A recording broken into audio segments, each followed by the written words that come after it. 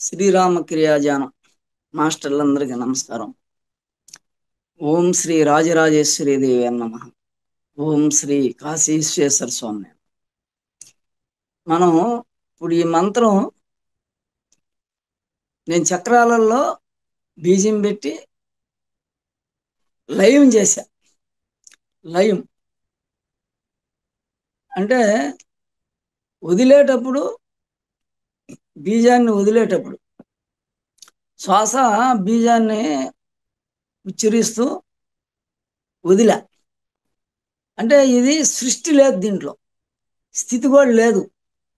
ఇప్పుడు ఈ మంత్రం బయటికి ఆ బీజాన్ని ఉచ్చరిస్తూ బయటకు వదిలే విధంగా చేశా. అంటే బీజం చెబుతూ గాలంతా బయటకు వదిలా. ఇది పూర్తి లయం. ఇప్పుడు ఇది విన్నాను కదా, మొన్న కూడా విన్నా. ఇది అంటే 3 లోకాలలో శ్వాస లేదు, 3 బంధనాలు పడిపోయినాయి. ఇప్పుడు బయటికి వదులుతూ బీజాన్ని ఉచ్చరించి బీజాన్ని అనుకుంటూ గాలి అంతా బయటకు వదిలితే పూర్తి లయమే ఈ మంత్రం ఇవాళ మనం చేసింది. దీంట్లో సృష్టి లేదు. సృష్టి ఎప్పుడు గాలి పీల్చుకుంటూ బీజం మీదకి నీకై నువ్వు గాలి పీల్చుకుంటూ ఆ బీజాన్ని అనుకుంటూ గాలి పీల్చుకుంటే సృష్టి జరగద్ది. అనులోమ వినులోమ చంద్రస్వరం లాగితే దానికి చంద్రకళలు పోతుంటాయి, ఆ చంద్రకళలు వస్తున్నాయి. దానికి మళ్ళీ బయటకు వదులుతున్నాం సూర్యస్వరంలో. మళ్ళీ సూర్యస్వరం లాగినప్పుడు ఆ బీజం అనుకుంటూ లాగినప్పుడు అక్కడికి సూర్యకిరణాలు వస్తున్నాయి. ఒక ఇత్తనం నీళ్ళల్లో వేసి దాన్ని తడిపితే మొలకెత్తది. దానికి సూర్యకిరణాలు ఉంటే ఆకులు వస్తాయి, రూపం వస్తుంది, ఇలాంటి రాదు. నువ్వు ఒక డబ్బాలో వేసి నానబెట్టి మొలకెత్తి ఇచ్చాడు పెట్టు, ఫ్రిడ్జ్లో కానీ లోపల మూటగట్టి పెట్టు, మొలకే వస్తుంది, చెట్టు రాదు. ఎన్ని రోజులైనా మొలకే ఉంటుంది. నువ్వు 10 రోజులు పెట్టు శనగలో, అంత మొలకే వస్తుంది కానీ చెట్టు రాదు. అదే ఆ తడిపిన విత్తనాలని ఎండలో అట్లా పడి బయట పొలంలో దానికి ఆకులు వస్తాయి. 2 ఆకులు, 2 బీజాలు ఉంటాయి. ప్రతి విత్తనంలో 2 బీజాలు ఉంటాయి. ఒకటి అమ్మవారు, ఒకటి అయ్యవారు, ప్రకృతి పురుషుడు. దాంట్లో ఒక బీజం అగ్నితత్వం, ఒకటి జలతత్వం. దేనికని సృష్టిలో విశ్వాంతరాళం అంతా ఖాళీగా ఉంది. కాళరాత్రి అంతా చీకటి. విశ్వంలో ప్రపంచం అంటే పంచభూతాలే. విశ్వం అంటే ఇంకా దానికి అనంతమైంది. దాంట్లో తెల్లకాణం స్వయంభుగా పుట్టాడు ఈశ్వరుడు. ఆయనలో నుంచి ఎర్రకాణం పుట్టింది. వాళ్ళిద్దరూ కలిశారు, కళ్యాణం. అరుణకాంతి పుట్టింది, అంటే శక్తి పుట్టింది. అదే శ్రీ. ఈ అరుణకాంతి పుట్టినప్పుడు అది ఓన్లీ స్వయంగా, అది శాశ్వతం లేదు. రాజరాశ్రీ తత్వం శాశ్వతం లేదు. అరుణకాంతి ఎంతసేపు ఉంటుందంటే శివశక్తులు కలిస్తేనే.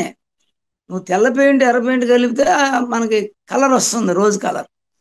అట్లా రాత్రి అనే చంద్రుడిని, పొగులనే సూర్యుడిని ఉదయం కలిపితే 6 గంటలకి ఏమొస్తుంది? అరుణకాంతి వస్తుంది. ఈ అరుణకాంతే రాజరాశ్రీ. ఆమె విశ్వం అంతా కలిసి ఉన్నాయి. చంద్ర బిందువు అంటే శుక్ల బిందువు, రక్త బిందువు. శుక్ల బిందువులో నుంచి రక్త బిందువు వచ్చింది. ఆమె రూపం, ఈయన నామం. నామం అంటే మాట్లాడేది, రూపం అంటే మనం చూసేది. నామరూపాలు ఈ 2. ఈ నామరూపాలు విశ్వం అంతా ఉన్నాయి. మనం ఒక ఓం నమ శివాయ అని తపస్సు చేస్తాం. ఓం అంటే ఈశ్వరుడు, నా మా శివాయ అంటే పంచభూతాలు, భూమి జలము అగ్ని వాయువు. ఈమె పార్వతి, పంచభూతం. ఈ 2 చేసినప్పుడు వాళ్ళిద్దరూ ఆ పరమాణువులు అంతా వ్యాపించి ఉన్నాయి కదా. విశ్వం అంతా పరమాణువులు వ్యాపించి ఉన్నాయి కదా. మనం ఓం నమ శివాయ, ఓం నమ శివాయ అని తపస్సు చేసామనుకో, నీకు ఆ పరమాణువులో 2 ఉన్నారు, శివపార్వతులు, తెలుపు ఎరుపు. వాళ్ళు వ్యక్తం అవుతున్నారు. ఒక ఇత్తనంలో రాగి చెట్టు, ఇత్తనంలో జామ చెట్టు, ఇత్తనంలో యాప చెట్టు ఉన్నట్టు, ఇత్తనంలో మర్రి చెట్టు ఉన్నట్టు వాళ్ళు వ్యక్తం అవుతున్నారు. నువ్వు చెయ్యంగా మంత్రాన్ని అది వాళ్ళు ఒక్క కణంలో నుంచి అంతా వ్యాపించి ఉంది కదా విశ్వం అంతా. నీ ముందు ఒక పరమాణువులో నుంచి అంటే మిశ్రం బిందువు, ఆ మిశ్రం బిందువులో నుంచి శివపార్వతులు ఇద్దరు పైకి వచ్చి 6 అడుగులు ఎత్తు రూపం కనపడుతుంది. అది అగ్ని అమ్మవారు. ఆయన మాట్లాడుతున్నాడు, ఏం భక్త నీకేం కావాలా, ఏం వచ్చా నీకేం కావాలి. మనం ఫలాంది కావాలని అడిగినప్పుడు నాకు మోక్ష జ్ఞాన వైరాగ్యం సిద్ధించి సంపూర్ణ ఆయురారోగ్యం అయ్యి అంటే తదాస్త అంటాడు. మళ్ళీ అవ్యక్తంలోకి వెళ్ళిపోతున్నారు, అంటే మళ్ళీ పరమాణువులోకి వెళ్ళిపోతున్నారు. పరమాణువులో ఇద్దరు ఉన్నారు శివపార్వతులు, నామరూపాలు ఉన్నాయి. వాళ్ళు సూక్ష్మ శరీరంలో కనపడి ఎంతమందో మనం రాత్రి ధ్యానంలో పోతాం, ధ్యానంలో పోయినప్పుడు దేవతలు కనపడతారు, ఋషులు కనపడతారు సూక్ష్మంలో. ఆ విధంగా మనకి వాళ్ళిద్దరూ విశ్వాంతరాళం వ్యాపించారు. పుట్టింది ఫస్ట్ ఒక కణమే, దాంట్లోంచి అమ్మని రావటం మిశ్రం అవటం. ఈ మిశ్రం బిందువులు విశ్వం ఉన్నాయి కాబట్టి మిశ్రం బిందువు ఎప్పుడైందో అరుణకాంతి వస్తే అరుణకాంతి రాజరాశి, అదే ప్రకాశము. ఈ తెలుపు ఎరుపు కణాలు కలిసిందే ప్రకాశం. అరుణకాంతితో ఈ స్వాంతరాళం ఊయలులోగుతుందంట. దాంట్లో ఎన్నో నక్షత్రాలు, ఎన్నో ఈ యొక్క గ్రహ మండలాలు కోటాను కోట్లు ఉన్నాయి. ప్రతిదీ కదలుతుంది. 9 గ్రహాలు కదలుతున్నాయి. అంటే 9 గ్రహాల్లో సూర్యుడు మధ్యలో ఉంటే 8 గ్రహాలు తిరుగుతున్నాయి సూర్యుడి చుట్టూ. ఇది భూమి తోటే మిగిలిన గ్రహాలు కూడా తిరుగుతూ ఉంటాయి. అయితే సంవత్సరం అవుద్ది మళ్ళీ తిరిగి వచ్చేటప్పటికి మనం ఆ పాయింట్కి.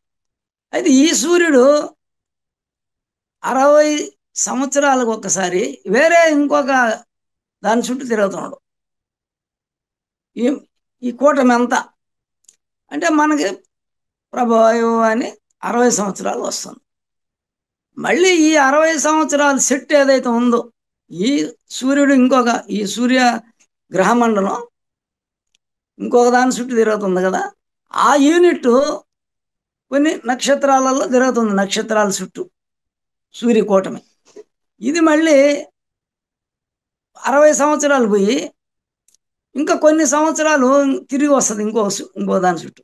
అందువల్ల ఇక్కడ మనకు భూమి మీద ఈ 60 సంవత్సరాలు ఈ ఈ యొక్క భూమి, ఈ నవగ్రహ కూటమి ఈ 60 సంవత్సరాలు విశ్వంలో ఏ నక్షత్రాల కింద తిరుగుతూ ఉన్నాయో ఆ నక్షత్రాలు తిరుగుతున్నాయి, కానీ అవి ఇంకా స్లోగా తిరుగుతున్నాయి.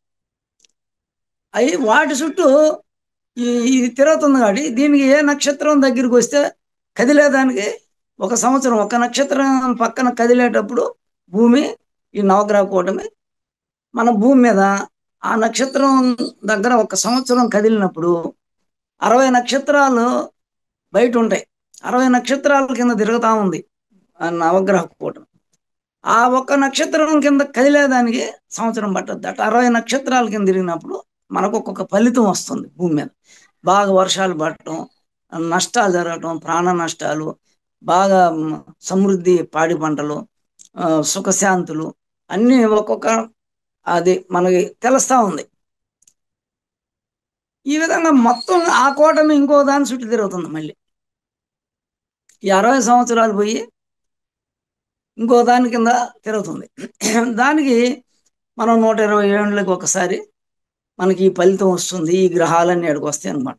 అట్లా ఏది స్థిరంగా లేదు. నవగ్రహాలు కానీ నక్షత్రాలు విశ్వంలో కదలుతూ ఉన్నాయి, మొత్తం కదలుతున్నాయి నక్షత్రాలు. దానికే మనకి బ్లాక్ హోల్ అంటే అది మొత్తం ఇటు తిరుగుతుంటుంది, సుడి తిరుగుతూ ఉంటుంది. ఆ మధ్యలో ఉండేదే బ్లాక్ హోల్ అంటారు. అది విశ్వాంతరాన్ని లెక్కగట్టలేరు ఎవరు. అవి ఎన్ని నక్షత్రాలు ఉన్నాయి, ఎన్ని ప్రకాశాలు పైన నక్షత్ర మండలంలో ఎట్లెట్లా ఉందనేది లెక్కగట్టలేరు. కొన్ని గ్రహాల వరకే మనం ర్యాకెట్లు పంపించి పరిశోధన చేస్తాం. అంటే వీళ్ళు ఇన్ని కోట్లు పెట్టి అది పనిగా అక్కడ ఏముంది అని అంటే ఆడ పోయి మట్టి ఉంది, రాళ్ళు ఉన్నాయి, క్వాడ్జీ ఉంది, అక్కడ ఈ ఏదో నైట్రోజన్ ఉంది, అక్కడ ఈ మట్టి ఇది ఉందని చెప్పి అనుకొని వస్తున్నారు వీళ్ళు. కానీ ఋషులు ఆజ్ఞాచక్రంలోనే ఉంది నక్షత్ర మండలం. మనం క్లోజప్లో పోతే ఏ గ్రహం కాలో ఆ గ్రహం యొక్క ఫలితాలన్నీ కూడా కలరు, ఆ రంగు, దాని తత్వం ఇక్కడ కనపడుతుంది మనకు. అది ఒక కణమే అంత గ్రహం అయింది, ఇంప్రూవ్ అయింది, మల్టిపుల్ అవుతుంది. గర్భంలో పోయింది ఒక కణం, మీకు తెలుసు. ఆ తెల్ల కణం తండ్రిది ఈశ్వరుడు జీవకణంగా మారి తండ్రికి స్వాదిష్టాన చక్రంలో జీవకణంగా మారి ఆయన పోతా ఉన్నాడు. శరీరం అంతా కణాలు ఉన్నాయి, శుక్ల బిందువులు ఉన్నాయి, రక్త బిందువులు ఉన్నాయి, అయితే జీవకణాలుగా మారి ఉన్నాయి. అయితే ఒక స్వాదిష్టానంలోనే ఆడ ప్రొడక్షన్ జరుగుతుంది, జలం ఉంది కాబట్టి జీవకణం. అట్లే ఎక్కడ నీళ్లు ఉంటే అక్కడ తుంగ వస్తుంది, మీరు గుర్తుపెట్టుకోండి. చెరువులో ఎక్కడ నీళ్లు స్టాక్ ఉన్నప్పుడు తుంగ వస్తుంది, కానీ ఎండబడాలి, అది రూపం కావాలంటే ఎండబడాలి. అందుకని అంచులనే ఎక్కువ జమ్ముతుంగా ఉంటుంది. తర్వాత ఆ తల్లికి గర్భసంచిలో ఎర్రకణం పార్వతీదేవి జీవకణంగా మారి ఆ మళ్ళీ పోయి కలిసి ఆ రెండు కణాలు ఎంట్రుకలో వేయడంతో అణుజ్యోతులు అంటే ఆ బీజం మిశ్రం బీజంగా మారి మిశ్రం బీజంగా అరుణకాంతి వచ్చినప్పుడు ఆ గర్భంలో మల్టిపుల్ అయ్యి ఈ శరీరంలో కోటాను లక్షల కోట్ల కణాలు ఉన్నాయి. దీనికి అధిపతి ఈశ్వరుడి పైన ఆత్మరూపంలో సాక్షిగా ఉన్నాడు. మూలాధారంలో అమ్మని ఉంది. గర్భంలో ఉన్నప్పుడు ఇద్దరు కలిసినారు, తర్వాత అమ్మవారు కిందకు వచ్చింది. దేనికి? ఈ పంచభూతాలు, పంచక్రియలు, ఈ పంచభూతాలని నడిపేదానికి. ఇక్కడ పంచ తన్మాత్రలు ఉన్నాయి, పంచభూతాలు ఉన్నాయి ఖండానికి కింద. పంచ యజ్ఞప్రియ అంటే థీరీ చెప్పేవాళ్ళు ఉంటారు కొంతమంది, వాళ్ళు సరస్వతి పుత్రులు, సాక్షాత్తు సరస్వతి, మహాసరస్వతి. కొంతమంది బ్రహ్మాండంగా చెప్తారు థీరీ, ప్రాక్టికల్లో ఉండదు. ప్రాక్టికల్లో హీరో, థీరీలో జీరో. శ్లోకాలు పద్యాలు కంఠస్థాలు ఉండవు, పరాలు ఉంటాయి. ఈ కింద ఉండే వాళ్ళకే శ్లోకాలు పద్యాలు ఎన్నో వస్తాయి. వాళ్ళు కారణ జన్ములే. వాళ్ళు పుట్టి కొంత విద్యని, ఈ పాత మనకి పురాతనమైనటువంటి విద్య ఏది ఉందో దాన్ని బయట పెడతా ఉంటారు. వీలైనంత కాడికి అర్థాలు చెప్తారు. ఎక్కడి వరకు చెప్తారు? మనసుకి అందిన కాడికే వాళ్ళు చెప్పగలిగేది. మనసు లేని స్థితిలో ఉండే సబ్జెక్టు ఒక అనుభవం కలిగిన గురువే చెప్తాడు, అది క్లుప్తంగా ఉంటుంది. ఇప్పుడు రామాయణం అంతా చెప్పచ్చు. సరస్వతి పుత్రుడు రామాయణం ప్రతి పాయింట్ చెప్తాడు. గురువు ఎట చెప్తాడు? దాంట్లో ఉన్న అంతరార్థం తీసుకుంటాడు, పరమార్థాన్ని ముక్కలు ముక్కలుగా, అరే ఇది ఇది ఇట్లా, ఇది ఇట్లా. రాముడు 11,000 మంది రాక్షసుల్ని ఒకే బాణంతో చంపాడు. శూర్పణఖ పోయి రిపోర్ట్ చేస్తుంది రావణాసుడికి. అక్కడ ఆయన ముందు 11,000 మందిని పంపిస్తాడు, ఒకే బాణంతో 11,000 మందిని చంపాడు. అంటే ఏంది? మన మనసుకు ఉండే కోరికలు 11,000. అది ఇన్నన్ని అనే లేదు, వేలల్లో ఉంటాయి ఆలోచనలు, కోరికలు. అది ఒక్క బాణంతో, ఒక్క బ్రీత్తోనే, ఆయన ప్రాణాయామంతో. బాణం అంటే మనసే, అది మనం చెప్పిన కాడికి పోద్ది ఆ బాణం. మనం ఇటు పక్క గురి పెడితే అటు పోతుంది ఈ మనసు. అందుకని ఒక 11,000 ఆలోచనలు, 11,000 కోరికలు ఒకే దెబ్బకి ఆయన సంకల్పాలని వికల్పం చేసేసాడు. రాక్షసులు అంటే కోరికలే కదా, ఆలోచనలు కదా, మనకు ఉంచే కోరికలే ఆలోచన. అట్లే ఇప్పుడు ఈ దీంట్లో మనం నాభిలో, స్వాధిష్టానంలో, మూలాధారంలో కయ్యేల హ్రీం అంటున్నాం. హ్రీం అంటే అగ్ని పైకి తీసుకొని పోతుంది. ఎప్పుడు స్వాధిష్టానం జలతత్వం ఇరుక్కోపోతావు అక్కడ పోయి. కానీ నువ్వు ధ్యానం చేస్తే స్వాధిష్టానంలో ఇరుక్కోపోతావు, బయటికి రాలేవు.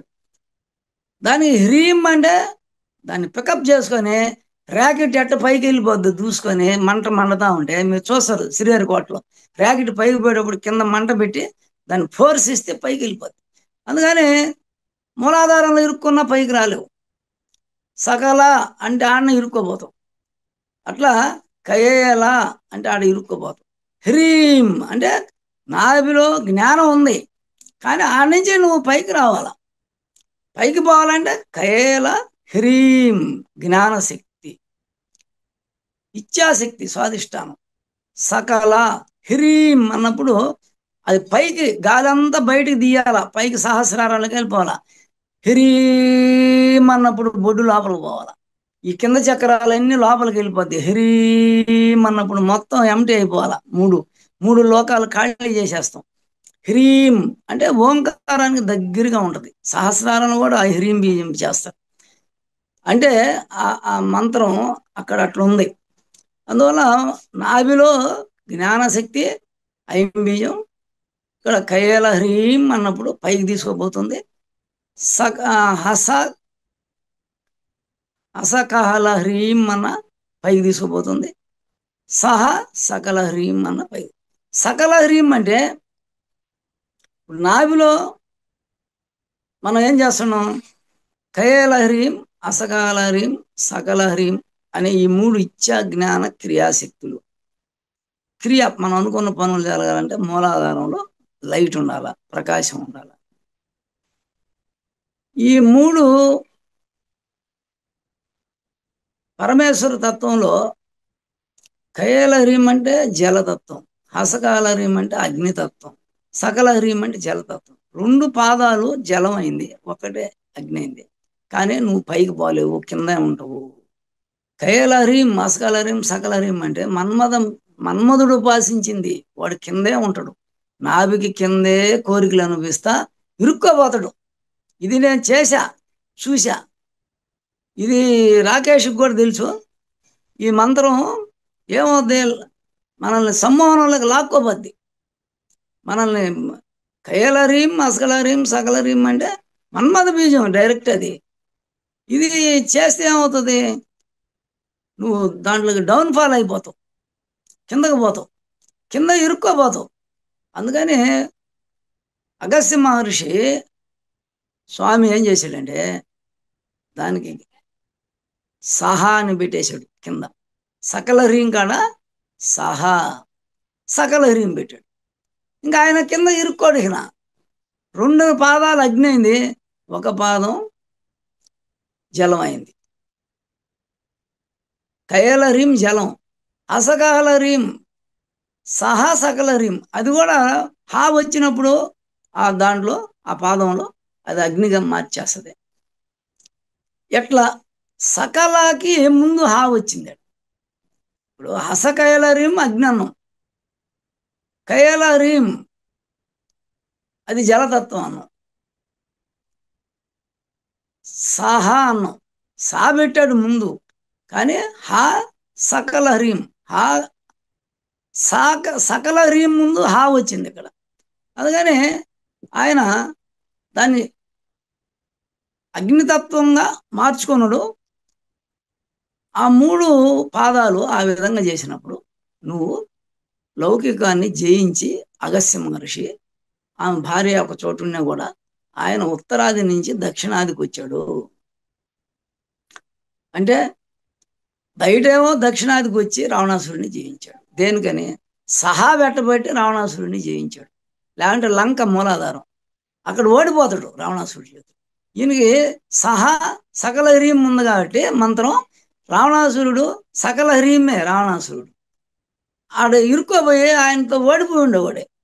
అక్కడ అంత జ్ఞానం వచ్చింది ఆయనకి. వీణావాద్యంలో గెలస్తాడు, రావణాసురుడిని దాసోహం చేసుకొని ఆ జ్ఞానంలో పై చెయ్యని చేసి ఆడంతా కూడా ఆయన అక్కడ ఉండే రాజులు, ఆ రోజుల్లో పాండ్యులు, చోళ్ళు అని రాజులు కూడా పరిపాలన చేస్తాడు దక్షిణాదిన. వాళ్ళందరి చేత దేవాలయాలు కట్టించి కొన్ని మంత్రాలు రాగిరేగుల మీద రాయించి చేశాడు.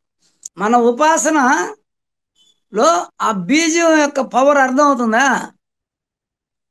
గురుజీ, ఎస్, ఇప్పుడు అర్థమవుతోంది. ఆయన సకల హ్రీం ముందు సహాను పెట్టబట్టి మూలాధారంలో జయించుకొని వచ్చాడు ఆయన రావణాసురుడిని. ఎవరు? అగస్త్య మహర్షి. మన్మధుడు కయేల హ్రీం, అసకల హ్రీం, సకల హ్రీం చేశాడు మన్మధుడు. దాన్ని ఈయన అదే చేస్తే ఈయన కూడా ఇరుక్కోపోతాడు, లౌకికంలో ఇరుక్కోపోతాడు ఆయన కూడా. అర్థమైందా? అప్పటికి ఆయన సమ్మోహనం చేశాడంట, ఆ మూడు లోకాలను అల్లకల్లోలం చేసిండంట ఈ మంత్రం చెప్పినందువల్ల. అంటే ఈ మూడు లోకాలంటే ఎవరా? తమో గుణంలో తిని పెళ్లి చేసుకొని పిల్లకాయలు కానీ నిద్రపోయేవాళ్ళు తమో గుణం. 100కి 80 మంది, 90 మంది. అట్లా రజాగుణం పెత్తనం చేసేవాళ్ళు ఒక 9 మంది, 100కి ఒకడు ఉంటాడు. అందులో అమ్మండి 1000కి ఒకరని చెప్పి ఉందలే దీంట్లో విషయంలో. 1000 మందికి ఒకరని. 1000 మంది సాధకుల్లో ఒకడే జ్ఞానం పొందడు తెలుసుకుంటాడని. అట్లా దీన్ని ఇదే మంత్రాన్ని అంటే అంత ఆకర్షణ అని కయలహరీం అస్కలహరీం సకలహరీం అనేది అంత ఆకర్షణ మంత్రం. మన్మథ బీజం, మన్మధుడు ఉపాసించింది. దాంట్లో సహాని కలుపుకొని ఆయన ఆ మంత్రాన్ని చేసి ఆయన జయించాడు, ఇంద్రియాలను జయించి శివపార్వతులనే పట్టుకున్నాడు పాదాలు ఎప్పుడు అగస్త్య మహర్షి అంత లోతుగా. ఇంకా రాక్షసులందరినీ జయించాడు ఆయన. దారులంతా కూడా వాళ్ళని అంతా ఓడించి వాళ్ళకి బుద్ధి చెప్పి వాళ్ళ జ్ఞాన మార్గంలో వాళ్ళని చేశాడు, శిక్షించాడు అగస్త్య మహర్షి. ఇప్పుడు విశ్వంలో ఏముంది? శివపార్వతులు పరబ్రహ్మ స్థితిలో ఉండరు. పర అంటే కంటికి కనపడకుండా, బ్రహ్మ అంటే మొలకెత్తే గుణం. పరబ్రహ్మ అంటే కంటికి కనపడకుండా అణుజ్యోతుల రూపంలో అంతా ఉండరు. ఏడ వాటర్ భూమి తగిలితే అక్కడ మొలకెత్తుతుంది ఆ పరబ్రహ్మ.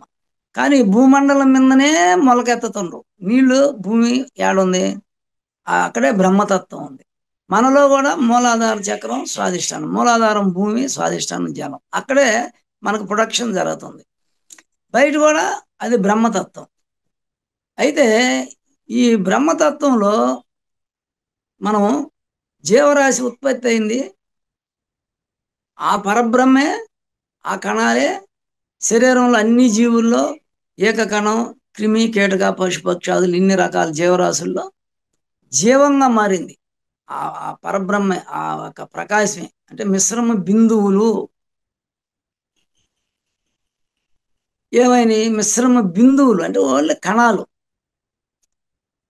ఏమంగా మారినాయి? మిశ్రమ బిందువులు జీవకణాలుగా మారినాయి. అంతే కదా? ఇప్పుడు తెల్ల కణం జీవకణంగా మారింది, ఎర్ర కణం జీవకణం. శివపార్వతులు జీవకణాలుగా మారారు. మిశ్రమ బీజాలైనవి, బిందువులు బీజాలైనవి. అంటే మన శరీరంలో జీవకణాలు తయారైనవి. బయట అంతా పరమాత్మ ఐక్యంలో ఉన్నారు. విశ్వం అంతా సోది మనం మోపేందుకు వీలు లేకుండా అణువు అణువు కంటే పరమాణు రూపంలో ఐక్యంలో ఉన్నారు. ఎంట్రుకలో పోయే వంతు కణాలు శివశక్తులు తెలుపు ఎరుపు ఐక్యంలో ఉండరు. అది రాజరాజేశ్వరి తత్వం ఉంది దాంట్లో. అది ప్రకాశిస్తుంది, విరాజిల్లుతుంది అరుణకాంతితో. ప్రపంచం అంతా, విశ్వాంతరాళం అంతా, ప్రతి అణువులో ఉండే ఆ అరుణకాంతే అమ్మవారు, శక్తి, అఖిలాండీశ్వరి. ఈశ్వరి అంటే అరుణకాంతి శక్తి. శ్రీ శ్రీ శ్రీ అరుణకాంతి. ఆమె ప్రకాశిస్తుంది విశ్వం అంతా. అక్కడే ఉంది, శ్వాస లేదు, మనసు లేదు, కర్మేంద్రియాలు లేవు, జ్ఞానేంద్రియాలు లేవు. పంచభూతాలు ఆ దాంట్లో పంచభూతాలు లేవు ఆ కణాలలో. పంచ తన్మాత్రలు లేవు, శబ్దస్పర్శ రూపరసగంధాలు. ఆడ మనసు లేదు, బుద్ధి లేదు, ఓన్లీ ఆత్మే ఉంది. అదంతా పరమాత్మ. నీకు ఇప్పుడు శరీరంలో ఇప్పుడు మనసు అనేది ఎప్పుడు వచ్చింది? ఆ గర్భంలో పోయింది శివపార్వతులే కదా జీవకణాలుగా. మరి ఆ యొక్క ఉచ్ఛ్వాస నిశ్వాసాలు జరుగుతున్నాయి కదా, ప్రాణాయామం జరుగుతుంది కదా. ఈ ప్రాణాయామం జరిగేటప్పుడు మనసు అనేది ఉత్పత్తి అవుతుంది నాభిలో, అగ్ని. ఆ మనసు అగ్నే కళ్ళల్లో ఉంది, చేతుల్లో ఉంది, పాదాల్లో ఉంది. నాభిలో ఉంది అగ్ని, డి విటమిన్. అదే పౌరుషం, అదే పరాక్రమం, అదే పవరు, అదే ఐఏఎస్ ఐపీఎస్, అదే సుదర్శన చక్రం దాకా అభివృద్ధి చెందుతుంది నాభిలో అగ్ని. అదే ఇక్కడ మనసు, కళ్ళు, నేత్రాలు. ఇది మూడోది మనసే జ్ఞాన నేత్రం. ఇక్కడ అగ్ని ఎక్కువ పెరిగితే నాభిలో, ఇక్కడ జ్ఞాన నేత్రం. జ్ఞానం వస్తేనే జ్ఞాన నేత్రం, మూడో నేత్రం. మూడో నేత్రం అంటే నాకు అవి కనపడాలి, ఇవి కనపడాలంటే ప్రకృతి అంతా కనపడకూడదు. ప్రకృతి జ్ఞానం అంటే ఏంది? జ్ఞానం పెరిగే కొంది అంతా తెలిసిపోద్ది. ఎవరిలో ఏముంది, ఎక్కడ ఎట్టుంది అనేది అంతా తెలిసిపోద్ది. దాపెరకమే లేదు. మనం ముందర ఎవరన్నా ఉన్నా కూడా అంతా వాళ్ళలో ఉండే కళలు ఏంటి అన్నీ తెలిసిపోద్ది. లోపల లైట్ పెరిగే కొంది జ్ఞానం అటు చూస్తానే. ఇది చెప్పుకుంటా పోతే ఎంతమందికి చెప్తావు? ఎంతమందిని మనం అంటే మనం మన తపస్సు మన ఇది పోతుంది. కానీ దీన్ని ఋషుల ద్వారా, తపస్వికుల ద్వారా, సాధకుల ద్వారా పరాలో ధ్యానం, ఆజ్ఞకి పైన పరాకాశంలో తపస్సు చేసే వాళ్ళకి వచ్చే అనుభవాలనే మొదట వాడు అనుభవం వస్తానే లోపలికి వెళ్ళిపోతే ఆ అనుభవాన్ని బయటికి ఎట్ట చెప్పాలా? నువ్వు బయట థియరీ ఏమో వేదాలు, ఉపనిషత్తులు, పురాణాలు, ఈ అద్వైతం, ద్వైతం, ఇప్పుడు పూజలు, పునస్కారాలు, గుళ్ళు, గోపురాలు అంతా ద్వైతమే. అద్వైతం అంటే ధ్యానమే. మనసు శ్వాస లేనిది అద్వైతం. అహం బ్రహ్మాస్మి. అక్కడ మనసు శ్వాస ఉందని చెప్పు వీడు కట్టేసిన ఆగడు. వీడు బయట తిరుగుతానే ఉంటాడు. పూజలు, పునస్కారాలు, మంత్రాలు, తంత్రాలు అంటాడే బయట. నువ్వు లోపల ఏడ నిలబడతాడు? అందువల్ల మనం లోపల గర్భంలోకి శివపార్వతులు పోయి ఐక్యంగా ఉండి మళ్ళీ బయటకు వస్తానే చంద్రస్వరం మొదలవుతానే ఆమె సుషుమ్నాడి ద్వారా సహస్రాల నుంచి భర్తను వదిలిపెట్టి ఈశ్వరుడు అనే తెల్లకణాన్ని వదిలిపెట్టి ఆ ఎర్రకణం అగ్ని ఆమె మూలాధారానికి వచ్చి శక్తి ఆమె 5 చక్రాలకు ఉపయోగపడుతుంది. మాట్లాడేదానికి ఆమె ఉండాలా, ఏడో ఊపిరి తీసుకొని పిలిచేదానికి ప్రేమతత్వానికి కావాలా, నాభిలో జ్ఞానం, తర్వాత ఆకలేయటం, తిన్నదాన్ని సమంగా డిస్ట్రిబ్యూషన్ చేయటం, ఇక్కడ మనసు ఉత్పత్తి అవటం, నాభిలో బ్రహ్మ పుడతాడు. నాభి స్వాదిష్టానం, శుక్ల శోణితాలు బయటికి దోసేయటం, కవిత్వ పాండిత్యం రావాల, జలతత్వం, సరస్వతి, మూలాధారం, మలమూత్ర విసర్జన, ఆడ గంధం, మంచి చెడు వాసన అనేది గంధస్థానం, ఇంద్రియాలు నిగ్రహం కూడా మూలాధారమే. తర్వాత గణాలు అంటే కాళ్ళు, చేతులు, బుధస్థానం, లింగం, చర్మం, ఈ గణాలు అంటే వీటితోనే బతుకుతుండ్రు. అన్ని జీవులు కదులుతున్నాయి కాళ్ళు, చేతులతో, బుధస్థానం, లింగస్థానంతో నడుస్తుంది. చర్మం, స్పర్శ. ఈ స్పర్శ అనేది వేడి నీళ్ళు, చల్లనీళ్ళు, వేడి నీళ్ళు, చల్లనీళ్ళు తెలుస్తుంది. చల్లగాల ఏసీలో పనుకున్నవా తెలుస్తుంది. అందువల్ల మనం ఇప్పుడు ఏం చేయాలా? ఈ 5తో తాదాప్యం చెంది సుఖాలు అనిపిస్తే గణపతి కిందే ఉంటాడు ఎప్పుడు మూలాధారంలో. గణపతి పైకి రావాలని గణేశుడు అంటే అన్ని చక్రాలు దాటి ఈశ్వరుడు కాడి చేర, తండ్రి కాడి చేర. తల్లిదండ్రులు ఇద్దరిని చుట్టాల, తిరగాల. తల్లిదండ్రులను ఇద్దరిని కవర్ చేస్తాడు, వాళ్ళ చుట్టే తిరుగుతాడు. అంటే ఈ మనసు అనేది ఒకటి ఉంది. ఈ మనసు ఏం చేస్తుందంటే కర్మేంద్రియాలని పనిచేయాలంటే కాళ్ళనితో తాదాప్యం చెంది కాళ్ళతో నడవాలంటే మనసు ఉండాల. తర్వాత చేతులతో పనిచేయాలన్న మనసు ఉండాల. బుధస్థానం, లింగస్థానం, చర్మం ఇవన్నీ మనసుతో చేస్తాను. జ్ఞానేంద్రియాలు, నాలుగు రుచి చూస్తా ఉన్నాం, ముక్కుతో సువాసన, చెడు వాసన చూస్తున్నాం, కళ్ళతో సౌందర్యమైన దృశ్యాలు చూస్తున్నాం, చెవులతో నాదాలు వింటున్నాం. ఈ లౌకికంగా చూడొచ్చు జ్ఞానేంద్రియాలతో. దశవిధ నాదాలు వినొచ్చు, లౌకికమైన శబ్దాలు వినొచ్చు. జ్యోతి దర్శనం చేస్తే పరమాత్మ దేవతా దర్శనం చేయొచ్చు. లౌకికంలో ఉండే మిద్దులు, మేళ్ళు, ప్రకృతి, పూలు, చెట్లు, బయట ఉండే స్త్రీల్ని, ఇదంతా ప్రకృతి అంటారు. దీన్ని చూడొచ్చు కళ్ళతో. లేదు జ్యోతి పరమాత్మను చూడొచ్చు. అదేవిధంగా ఈ నోటితో లౌకిక విషయాలు మాట్లాడుకుంటా చుట్టాల సంగతి, బంధువులు, స్నేహితులు, లౌకికంలో ఉండే వ్యవహారాలతో ఇది మాట్లాడచ్చు. తారకాసురుడు అవుతాడు లౌకికంగా వింటే. వాడిని జయించితే దేవుడిని గురించి చెబితే సుగ్రీవుడు అవుతాడు. సు అంటే మంచి, గ్రీవం అంటే గొంతు. సుగ్రీవుడు అంటే మంచి దైవత్వాన్ని గురించి చెప్పుకోవచ్చు. రెండు ఉన్నాయి. అంటే ఈ జ్ఞానేంద్రియాలకి సుబ్రహ్మణ్య స్వామిని అధిపతి చేశారు. ఆ చక్రంలో జ్యోతి ఉంటే ఈ జ్ఞానేంద్రియాలకు అధిపతి. ఇది బుద్ధి సంబంధించి. కర్మేంద్రియాలకి గణపతి హెడ్.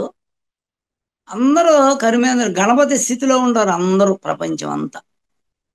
ఆబాల గోపాలం, ఆబాల గోపాలం. గ్రామంలో ఉండే కుర్రోళ్ళు, చిన్న పిల్లలు ఆడుకుంటా ఎగర్తా కాళ్ళు ఎదులతోనే పని జరుగుతుంటది. ఉరి కోతకు వస్తారు, గడ్డి కోసుకుంటారు, పాలు ఇస్తారు, పాలు వేస్తారు, గడ్డి వేస్తారు.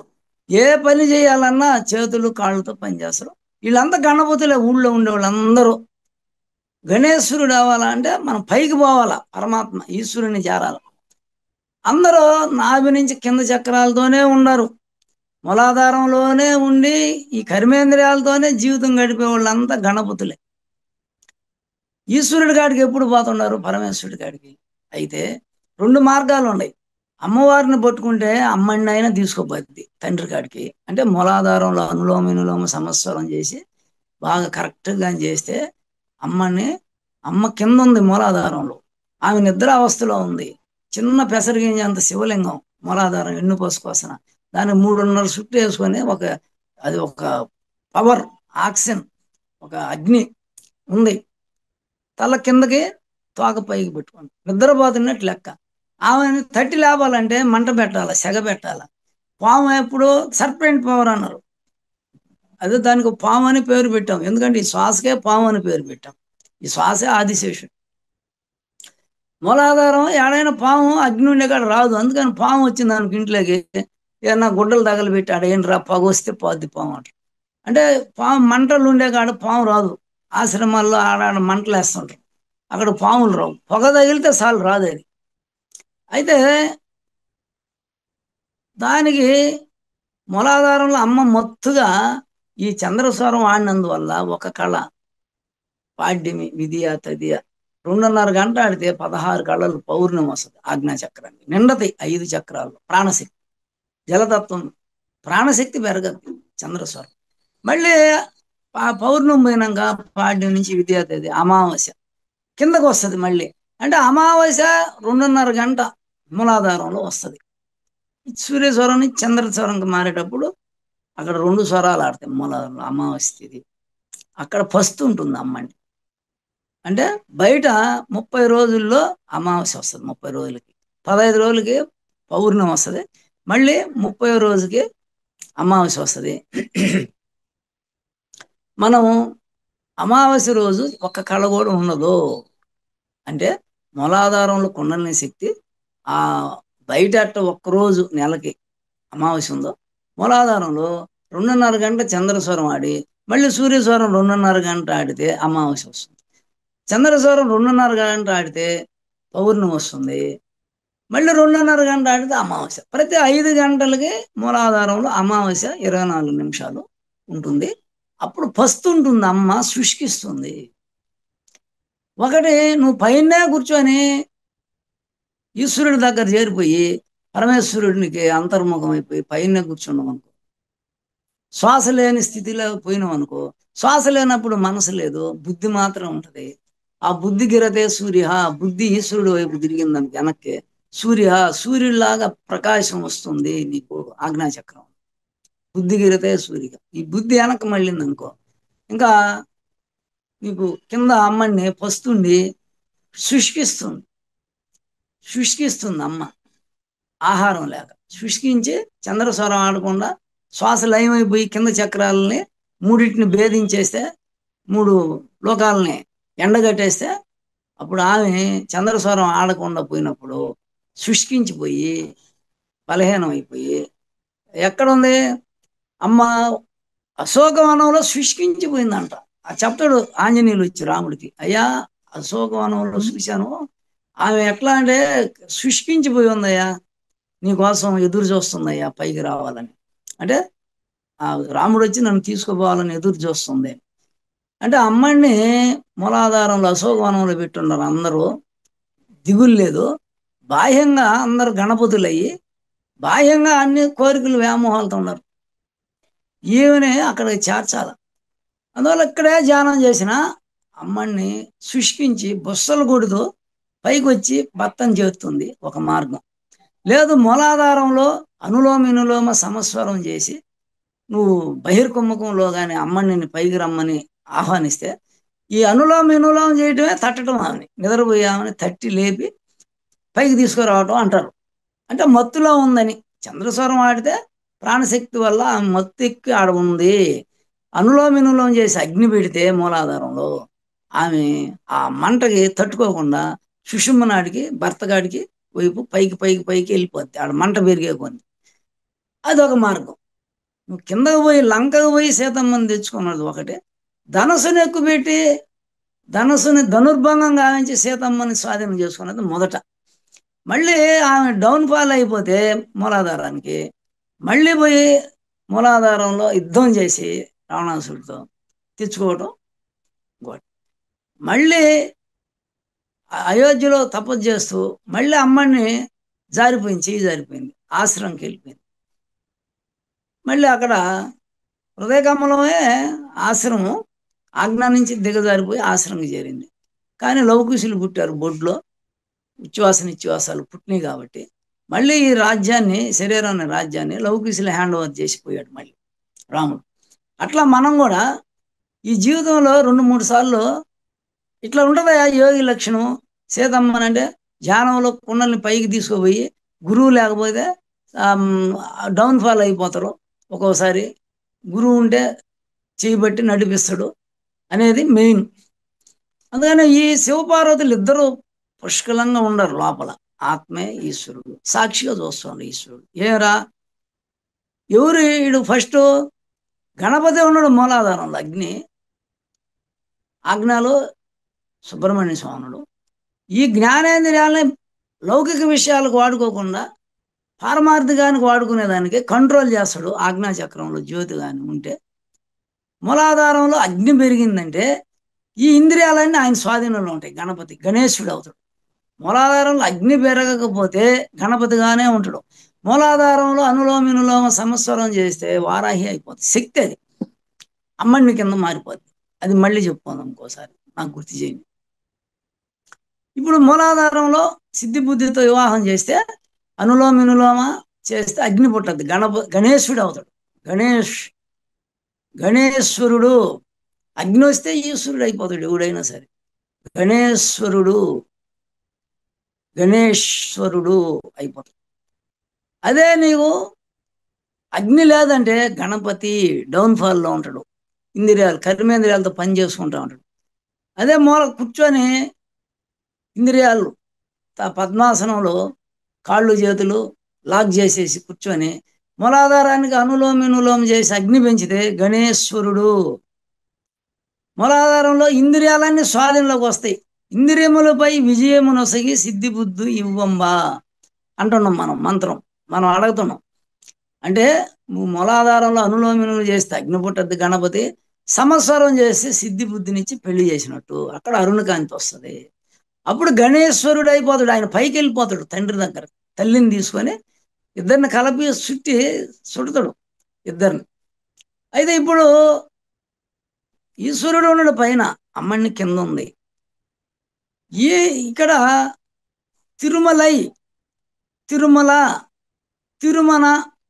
కిందకే పోయి గణపతి గాడు ఇరుక్కోపోకుండా జీవితాంతం మూలాధారంలోని గణపతి స్థితిలో కర్మేంద్రియాలతో అనుభవించకుండా ఆ కర్మేంద్రియాలతోనే కాళ్ళు చేతులు కళ్ళు ముక్కు చెవులతో తిని చూస్తా, లౌకికాన్ని ప్రకృతిని చూస్తా తింటా రుచులు, ఈ జీవితాంతం వాడు కర్మేంద్రియాలు జ్ఞానేంద్రియాలు వీటితో వాడుకుంటా లౌకికంలోనే పతనం అయిపోయి గణపతిగానే ఉంటాడు. డౌన్ఫాల్.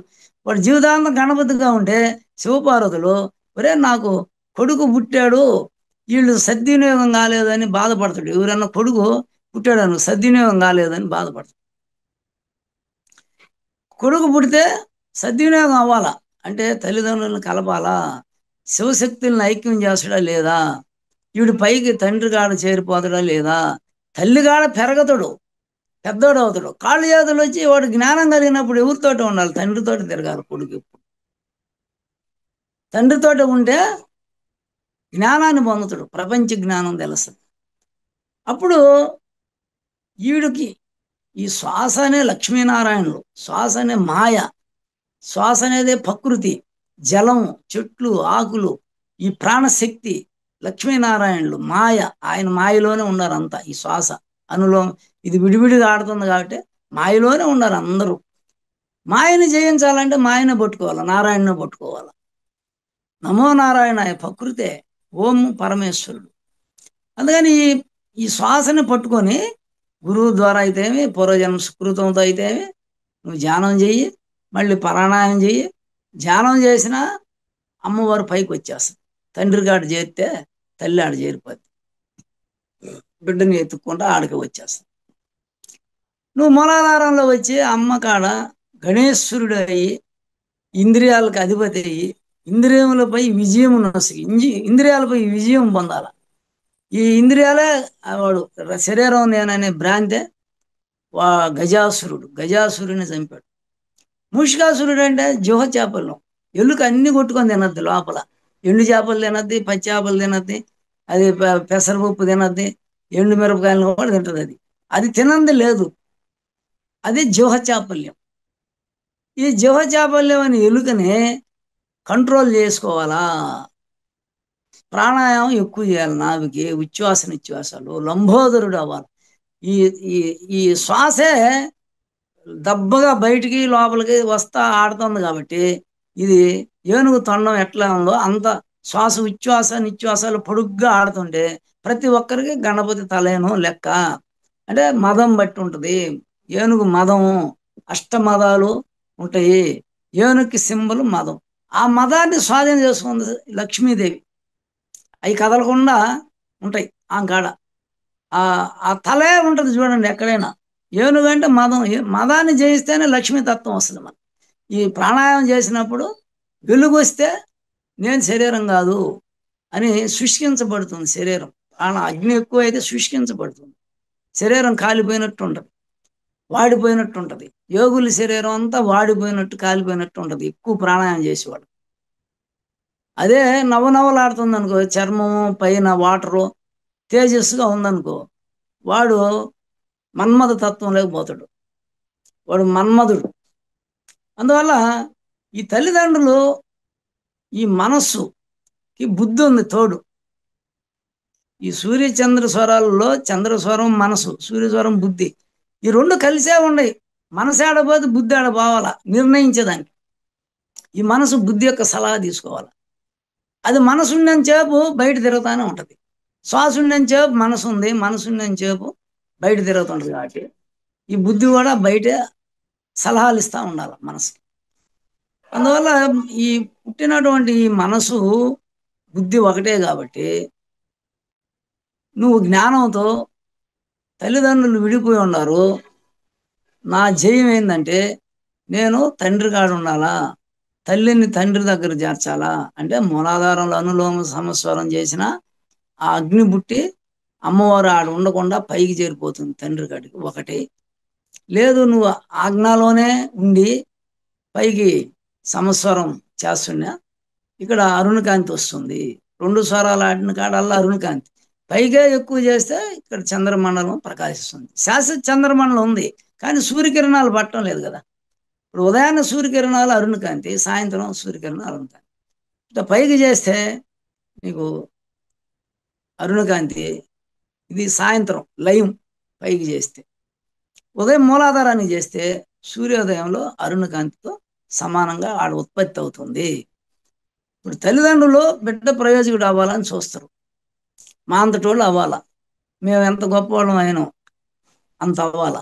అంటే తండ్రి యోగీశ్వరుడు కాబట్టి ఈశ్వరుడు, నా కొడుకు కూడా యోగీశ్వరుడు అవ్వాలంట. మనసుని, మన మనసే మూడ ప్రపంచంలో అంతా శివపార్వతిలో ఉండరు కానీ ఆ నామరూపాలు, శబ్దం ఉంది, రూపం ఉంది. విశ్వంలో ఆ ఆ యొక్క మిశ్రమ బిందువులు. ఇక్కడ రూపం దాల్చాం, మనం జీవుడుగా ఉన్నాం. ఈ శరీరమే వాటరు, మనసు, శ్వాస. అందుకని ఈ శరీరంలో జీవుడు దేవుడు ఉన్నాడు కాబట్టి ఈ జీవుడు దేవుణ్ణి చేరుకునేది ఎట్లా అంటే ఈ మనసు తల్లిదండ్రులను గుర్తించి వీళ్ళిద్దరు విడిపోయి ఉన్నారు, కలపాల. అమ్మ కింద ఉంటేనే పంచ యజ్ఞప్రియ, పంచ కృత్యాలు చేస్తుంది. ఈ నిరంతరం ఈ శ్వాస 5 చక్రాలలో ఆడుతూ ఉంది. ఈ అమ్మవారు సహాయపడుతుంది 5 చక్రాల్లో. భీముడు కంఠంలో మాట్లాడేదానికి శక్తి, హృదయంలో అర్జునుడు, ఈ ఉచ్ఛ్వాస నిశ్వాసాలు ప్రేమతత్వం, నావి సమాన వాయువు ధర్మరాజు, నకులుడు సహదేవుడు. నకులుడు అందగాడు, ఆయన గుర్రాలని మేపుతాడు, ఆవుల్ని. మూలాధారంలో గుర్రాలు సహదేవుడు. అంటే ఈ 5 మందితో ఈ మూలాధారంలో పార్వతీదేవి అనుకో, ఆమెనే భూదేవి అనుకో, కొంతకాలం అయినాక మళ్ళీ సీతాదేవి అనుకో, మళ్ళీ ద్రౌపది అనుకో, మళ్ళీ కలియుగంలో భూదేవి అనుకో. ఆమె ఈ 5 చక్రాలలో మాట్లాడేటప్పుడు ఏం చేయకూడదు. అన్నం తిన్నాక నాభిలో అన్నం ఉన్నప్పుడు ఏం శ్వాస ఉచ్ఛ్వాస నిశ్వాసాలు ఆడేది గమనించుకోవాలి. ఈ శ్వాస ప్రాణాయామంలో ఇక్కడ గమనించుకుంటున్నారు శ్వాసని హృదయ కమలంలో. ఇది ప్రేమతత్వం. ఈ హృదయ కమలం అర్జునుడు ఈ శ్వాస అంటే మనసు సంబంధించినడు కాబట్టి అర్జునుడు ఈ శ్వాస అనేది మనసుకు సంబంధించింది కాబట్టి హృదయ కమలం. అట్లే మలమూత్రాలు విసర్జించేటప్పుడు ఏరే పని చేయవు. అట్లే శుక్ల శోణితాలు బయటకు పంపించేటప్పుడు ఏరే పని చేయవు. ఆ శక్తి అప్పుడు ఆడ కూడుకుంటుంది. ఇంకొకరితో సంబంధం లేదు. ఆమె ఎంత ప్రతివర్త అయిందంటే భీముడితో ఉన్నప్పుడు భీముడు తప్పితే మిగిలిన నలుగురు గుర్తుకురారు. అర్జునుడితో ఉంటే ప్రాణాయామం చేసేటప్పుడు శ్వాస మీద ధ్యాస పెట్టి ఏరే దాని గుర్తు రాకూడదు. తిన్నది అరిగేటప్పుడు నాభిలో ప్రాణాయామం తిన్నది అరిగేటప్పుడు ఏరే పనే చేయకూడదు. ఇంకొక చక్రం మీదకు పోకూడదు ధ్యాస. అట్లే స్త్రీ పురుషులు సంయోగం చెందేటప్పుడు ఆ మనసంతా ఆడే ఉండాలి, ఏరే దాని మీద బాగు. మలమూత్రాలు విసిచేటప్పుడు దృష్టి ఆడే ఉండాలి, వాటి మీదే పెట్టి ఉండాలి, ఏరేది ఉండకూడదు. ఇప్పుడు మనం తింటా మాట్లాడకూడదు, ఏదో మలమూత్ర విసర్జించేటప్పుడు తినకూడదు, మాట్లాడకూడదు. అట్లా ఈ నియమాలు. ఆమె మహాప్రతివర్త 5 మంది భార్యలైన ఎందుకైందంటే ఎక్కడుంటే ఆడే ఉంటుంది. ఆమె ఎవరి కాడు ఉన్నప్పుడు వాళ్ళ మీదే ధ్యాస ఉంటుంది, పక్కన ఉండే దాని మీద చక్రాల మీద పక్కన ఉండే పోదు. అందుకని ఆమె మహాప్రతివర్త. 2 సార్లు ఒకేసారి ఒకటి చేసేటప్పుడు రెండోది చేయకూడదు. అన్నం తిన్నాక ఒక అరగంట మౌనంలో ఉండాలి, మాట్లాడకూడదు. అన్నం తినేటప్పుడు అన్నమే మీద ధ్యాస పెట్టాలా. ఈ విధంగా ఉంది ఇదంతా ఏకాగ్రత అట్లా. అందుకని మనం ఈ తల్లిదండ్రులు వీడు సుఖాలు ఇచ్చాం, కర్మేంద్రియాలు ఇచ్చాం, జ్ఞానేంద్రియాలు. వీడు తిని తిరగతా ఉంటాడా, బాహ్య సుఖాలు శారీరక సుఖాల్లో నుండి జీవితం అంతా వదిలేస్తాడు శరీరాన్ని. లేదు మా ఇద్దరిని కలిపి